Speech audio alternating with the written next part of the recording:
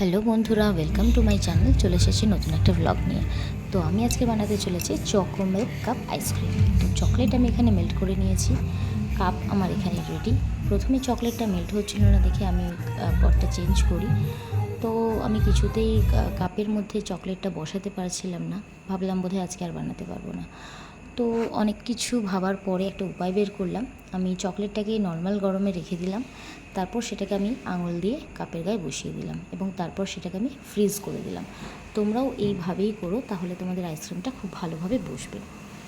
তো এখানে আমি গরম দুধ বসিয়ে দিয়েছি গরম করতে চিনি দিয়ে। তো বাকি চকলেটের মধ্যে দিয়ে দিয়েছিলাম যাতে কালারটা খুব ভালো আসে। এর মধ্যেই দুধটা ফুটে গেছে, আমি দুধটা ঠান্ডা হতে দিলাম এবং ফ্রিজার থেকে আমি কাপগুলো বের করে নিলাম। তারপর দুধটা দিলে আমি আবার 3-4 ঘন্টা বসিয়ে দিলাম আইসক্রিমটা জমতে। ঘন্টা বাদে আমি ফ্রিজ থেকে বের করে আইসক্রিম আমার